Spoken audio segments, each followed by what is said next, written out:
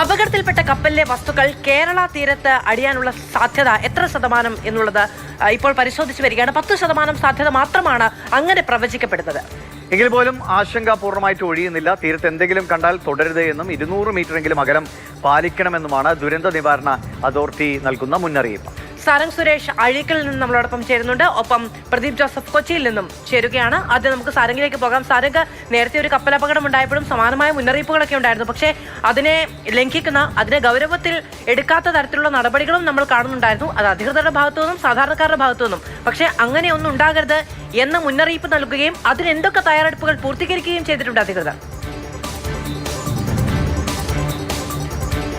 മധു, നേരത്തെ നമ്മൾ കണ്ട ആ ഒരു സാഹചര്യത്തിൽ നിന്ന് തികച്ചും വിഭിന്നമായൊരു അവസ്ഥയാണ് ഇപ്പോൾ ഉള്ളത്. ഇപ്പോൾ കത്തി അമർന്നുകൊണ്ടിരിക്കുന്ന ആ ചരക്കപ്പലിനകത്ത് ഒട്ടേറെ അപകടകരമായ വസ്തുക്കൾ, പെട്ടെന്ന് അഗ്നിബാധയടക്കം വലിയൊരു പ്രദേശം പോലും നശിപ്പിക്കത്തക്ക വിധത്തിലുള്ള വസ്തുക്കൾ ഒരുപക്ഷെ ഉണ്ടാവുമെന്നുള്ള സൂചനകളൊക്കെ തന്നെയാണ് വന്നുകൊണ്ടിരിക്കുന്നത്.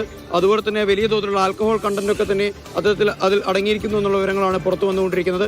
അതുകൊണ്ട് തന്നെ ആളുകൾ മിനിമം 200 മീറ്ററെങ്കിലും ഇത്തരത്തിൽ അജ്ഞാത വസ്തുക്കൾ ഏതെങ്കിലും തരത്തിൽ കടലിന്റെ ഉപരിതലത്തിലോ അല്ലെങ്കിൽ കടൽ തീരത്തോ അടിയുകയാണെങ്കിൽ മാറി നിൽക്കണമെന്നുള്ള കൃത്യമായൊരു വിവരം തന്നെയാണ്. ഒരു പ്രത്യേക പ്രോട്ടോക്കോളാണ് ദുരന്ത നിവാരണ അതോറിറ്റിയുടെ ഭാഗത്ത് നിന്ന് വരുന്നത്.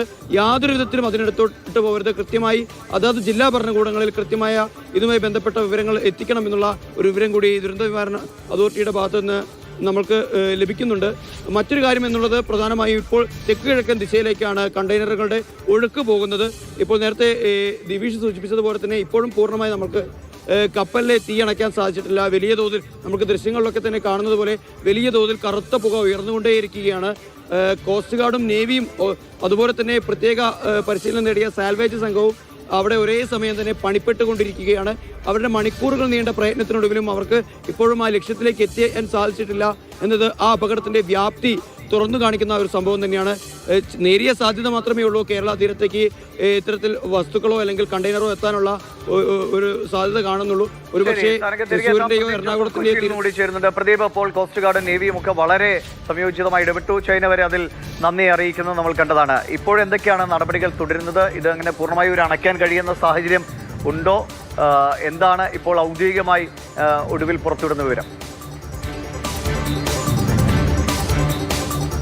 കോസ്റ്റ് ഗാർഡും അതുപോലെ തന്നെ നാവിക സേനയും നിരീക്ഷണ പ്രവർത്തനങ്ങളാണ് പ്രധാനമായും നടത്തുന്നത്. ഡോണിയർ വിമാനങ്ങൾ ഉൾപ്പെടെ പ്രദേശത്ത് നിരീക്ഷണം നടത്തുന്നുണ്ട്. അതേസമയം നാവികസേനയുടെ INS സത്ലജ് എന്ന കപ്പൽ ഇന്നലെ വരെ ഈ അപകട സ്ഥലത്ത് ഉണ്ടായിരുന്നു. എന്നാൽ ഇന്നലെയോടുകൂടി ഈ INS സത്ലജ് നേരത്തെ കൊച്ചിയുടെ തീരത്ത് നിന്ന് ഏതാണ്ട് 68 നോട്ടിക്കൽ മൈൽ ദൂരെ മാറി മുങ്ങിയ MSC എൽസ 3 എന്ന കപ്പലിനടുത്തേക്ക് വീണ്ടും വിളിച്ചിട്ടുണ്ട്. കാരണം ഇതിൻ്റെ ആഴം, അതുപോലെ തന്നെ കണ്ടെയ്നറുകൾ കിടക്കുന്ന സ്ഥാനം, അത്തരം കാര്യങ്ങളൊക്കെ നിരീക്ഷിച്ച് മനസ്സിലാക്കി രക്ഷാപ്രവർത്തകർക്ക് അവയുടെ മാപ്പ് തയ്യാറാക്കി നൽകുക എന്നുള്ളതാണ് ഈ സത്ലജിൻ്റെ പ്രധാന ജോലിയായി കണക്കാക്കുന്നത്. അതുകൊണ്ട് അത്തരം പ്രവർത്തനങ്ങൾക്ക് വേണ്ടി ഈ കപ്പൽ തിരികെ വിളിച്ചിട്ടുണ്ട്.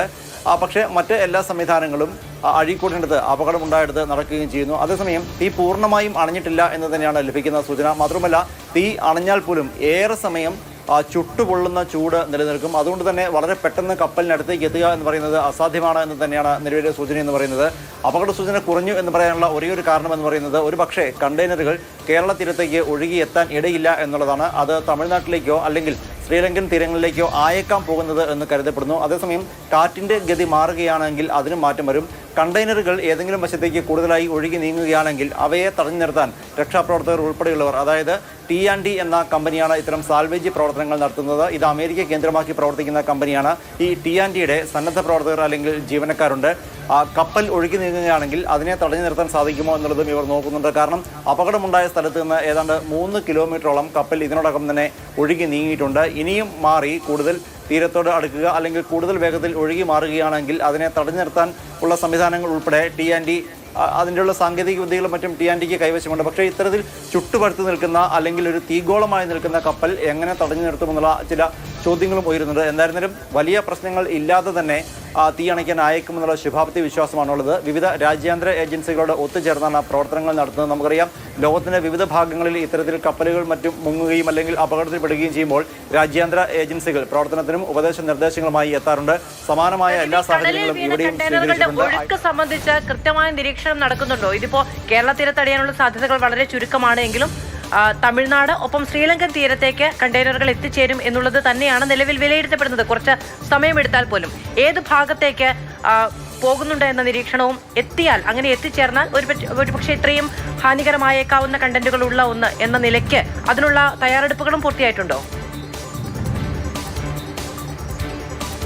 അപകടമുണ്ടായിട്ട് ഇന്ന് 3 ദിവസമാകുന്നു. നമുക്കറിയാം, നേരത്തെ കൊച്ചിയുടെ തീരത്ത് നിന്ന് 68 നോട്ടിക്കൽ മൈൽ മാറി അപകടമുണ്ടായപ്പോൾ 2-ാം ദിവസം രാത്രി മുതൽ 3-ാം ദിവസത്തോടു കൂടിയാണ് കൂടുതൽ കണ്ടെയ്നറുകൾ തീരപ്രദേശങ്ങളിൽ എത്തിത്തുടങ്ങിയത്. ഇവിടെയും അതുതന്നെയായിരിക്കും സംഭവിക്കുക എന്നാണ് നിരീക്ഷണ ഏജൻസികൾ വിലയിരുത്തുന്നത്. അതായത് ഇന്നു മുതൽ കണ്ടെയ്നറുകൾ തീരങ്ങളിൽ അടിഞ്ഞേക്കാം. നേരത്തെ പറഞ്ഞതുപോലെ നിലവിലെ കാറ്റിൻ്റെയും ഒഴുക്കിൻ്റെയും ഗതി അനുസരിച്ചാണെങ്കിൽ അവ കേരള തീരത്ത് എത്തിച്ചേരാൻ സാധ്യതയില്ല. തമിഴ്നാട്ടിലേക്കും അതുപോലെ തന്നെ ശ്രീലങ്കൻ തീരങ്ങളിലേക്കായിരിക്കാം. എന്നാൽ കാറ്റ് മാറുകയാണെങ്കിൽ ഇതിന് മാറ്റം വരും. പക്ഷേ കൂടുതൽ കണ്ടെയ്നറുകൾ തടഞ്ഞു നിർത്തുന്ന അത്തരമൊരു കണ്ടെയ്നറുകൾ കണ്ടെത്തി എങ്കിൽ മാത്രമേ ഇവയെ തടഞ്ഞു നിർത്തുന്നത് ഉൾപ്പെടെയുള്ള കാര്യങ്ങളെക്കുറിച്ച് ഈ സന്നദ്ധ പ്രവർത്തനങ്ങളിൽ ഏർപ്പെട്ടിരിക്കുന്ന ആളുകൾക്ക് അത്തരം കാര്യങ്ങൾ ചെയ്യാനാവുകയുള്ളൂ. നിലവിൽ ഇതേക്കുറിച്ച് കൃത്യമായൊരു വിവരം ഇനിയും ലഭിച്ചിട്ടില്ല. കാരണം കടലിലേക്ക് തന്നെ മുങ്ങിത്താഴുന്നവയുണ്ടോ, കപ്പലിൽ ഇനി എത്രമാത്രം അവശേഷിക്കുന്നു, അത്ര കാര്യങ്ങളിലൊക്കെ ഒരു വ്യക്തത ഇനിയും കൈവരേണ്ടതുണ്ട്. കനത്ത പുകയും തീയും ഒക്കെ ഉള്ളതും ചൂടുമൊക്കെ ഉള്ളതുകൊണ്ട് തന്നെയാണ് രക്ഷാപ്രവർത്തകർക്ക് കപ്പലിന് തൊട്ടടുത്തെത്തി ഇത്തരം കാര്യങ്ങളിൽ ഒരു നിഗമനത്തിൽ എത്താൻ സാധിക്കാത്തതും. എന്തായിരുന്നാലും 48 മണിക്കൂറിന് ശേഷവും ഇപ്പോഴും കപ്പലിന് അടുത്തേക്ക് എത്താൻ പോലും കഴിയാത്ത സാഹചര്യം നിലനിൽക്കുന്നു എന്നതാണ് ഏറ്റവും കൂടുതൽ ആശങ്കയുണ്ടാക്കുന്നത്. അതായത് ആദ്യ കപ്പൽ അപകടത്തേക്കാൾ കുറച്ചുകൂടി ഗുരുതരമായ ഒരവസ്ഥയാണ് ഇവിടെ ഉള്ളത്. പക്ഷേ പരമാവധി നമ്മുടെ സംവിധാനങ്ങൾ അതിനുവേണ്ടിയുള്ള ശ്രമങ്ങൾ നിയന്ത്രണവിധേയമാക്കാനുള്ള ശ്രമങ്ങൾ തുടരുന്നുവെന്നാണ് ഇപ്പോൾ പ്രദീപൊക്കെ പറഞ്ഞ കാര്യങ്ങളുടെ വളരെ സംക്ഷിപ്തമായ രൂപത്തിലേക്ക് വേഗത്തിൽ നിന്ന് പോകാം. എങ്ങനെയാണ് ഈ കണ്ടെയ്നറിൻ്റെ ഒഴുക്ക്, അത് ഏത് ഭാഗത്ത് അടിയാൻ സാധ്യത എന്നത് നേരത്തെ പ്രദീപ് സൂചിപ്പിച്ച പോലെ തന്നെ കടലിൻ്റെ ഒഴുക്ക് തെക്ക് കിഴക്കൻ ദിശയിൽ ആണ് എന്നതുകൊണ്ടാണ് കേരള തീരത്ത് അധികമായി ഈ കണ്ടെയ്നറുകൾ എത്തില്ല എന്ന, അല്ലെങ്കിൽ 10% മാത്രമേ സാധ്യതയുള്ളൂ എന്ന് വിദഗ്ധർ പറയാൻ കാരണം. തൃശ്ശൂർ, മലപ്പുറം, കോഴിക്കോട് തീരങ്ങളിലൊക്കെ സാധ്യത ഉണ്ടെങ്കിൽ പോലും തമിഴ്നാട്, ശ്രീലങ്കൻ തീരത്തേക്ക് കൂടുതലായി കണ്ടെയ്നറുകൾ ഒഴുകിയെത്തും. അത് തെക്കിഴക്കൻ ദിശയിൽ കടലിലെ ഒഴുക്കും കാറ്റിൻ്റെ സഞ്ചാരവും ഉള്ളതുകൊണ്ടാണ് ആ നിലയ്ക്ക് വിദഗ്ധർ സൂചന നൽകുന്നത്. നേരിയ വേഗതയിലാണ് എങ്കിലും ഇപ്പോഴും കണ്ടെയ്നറുകൾ ഒഴുകിക്കൊണ്ട് തന്നെ ഇരിക്കുകയാണ് എന്നുള്ളതാണ്. ബേപ്പൂരിൽ നിന്ന് 65 നോട്ടിക്കൽ മൈൽ അകലെയാണ് നിലവിൽ കണ്ടെയ്നറുകൾ ഉള്ളത്.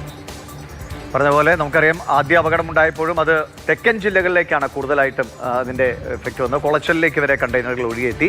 ഇത്തവണയും വടക്കൻ മേഖലയിലാണ് ഈ അപകടം നടന്നെങ്കിലും കാറ്റിൻ്റെ ഗതിയും കടലിൻ്റെ ഒഴുക്കിൻ്റെ ഗതിയും ഒക്കെ കണക്കാക്കിയാണ് തെക്കൻ മേഖലയിലേക്ക് തന്നെ, പ്രത്യേകിച്ചും തമിഴ്നാടിൻ്റെ ഭാഗത്തേക്ക് ഈ കണ്ടെയ്നറുകൾ ഒഴുകിയെത്താനുള്ള സാധ്യത. കപ്പൽ ഒരു തരത്തിലും നിയന്ത്രിക്കാൻ കഴിയുന്ന സാഹചര്യമല്ല ഉള്ളത്. അത് കടലിന്റെ ഒഴുക്കനുസരിച്ച് ഒഴുകിക്കൊണ്ടേയിരിക്കുകയാണ്. 1 നോട്ടിക്കൽ മൈലോളം ദൂരം അത് ഇന്നലെ തന്നെ ഒഴുകി തീർത്തിട്ടുണ്ടായിരുന്നു, ഒഴുകി മാറിയിട്ടുണ്ടായിരുന്നു എന്നുള്ളതാണ് നമുക്ക് ലഭിക്കുന്ന വിവരം.